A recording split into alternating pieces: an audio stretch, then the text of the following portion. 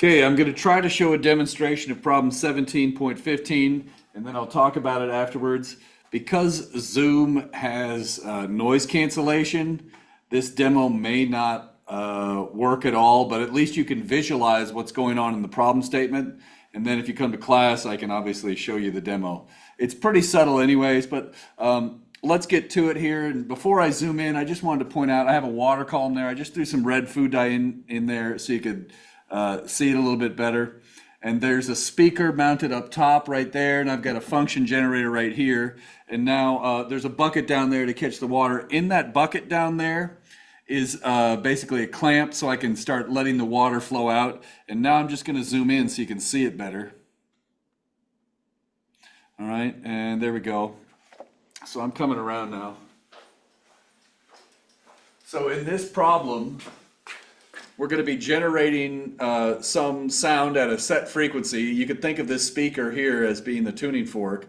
And I just went and marked a few points here to help me as a guide where we should hear the resonance. So you'll hopefully, as the water drains out, we'll hear a sharp increase, well, a subtle increase in volume right here, here, and here, and I'll point at it. I've put the noise cancellation in Zoom to the minimum. Without further ado, let's just do it. I'm going to crank the sound all the way.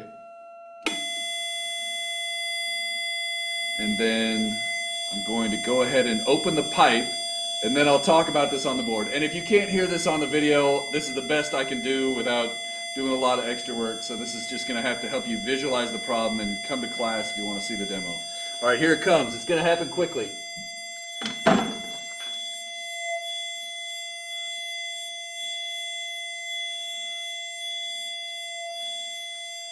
It's there.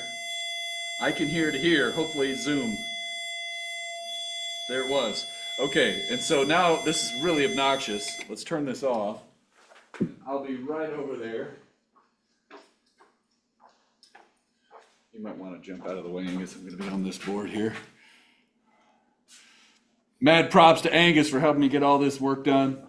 If you want to poke your head in the screen, you can and wave. Oh, you got to walk out and block the...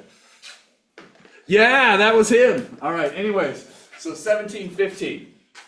When you're doing this problem, it's on page 54 in volume 3.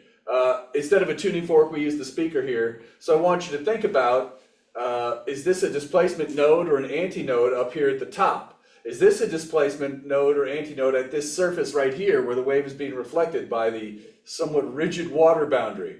All right, we're going to assume that, I think in this problem, F is a given. F is a given.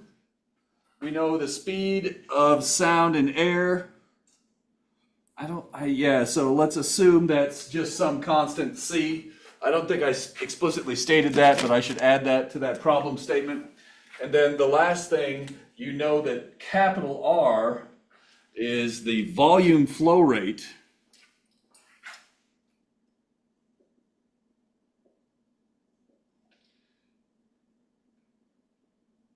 That's the flow rate of the water as it leaves. All right. And so I can't remember if I mentioned the radius of this or not, but maybe I did that somewhere. But anyways, at this point, you can check this against the solution and think. But hopefully, you can use this kind of scenario to find the standing waves, just like we did for standing waves on a string. Only now, what do? Think about boundary conditions, mixed or matched. Think about your V equals F lambda. Now we're going to use C equals F lambda. And then how do the wavelengths relate? Are they quarter wavelengths times an integer, only odds?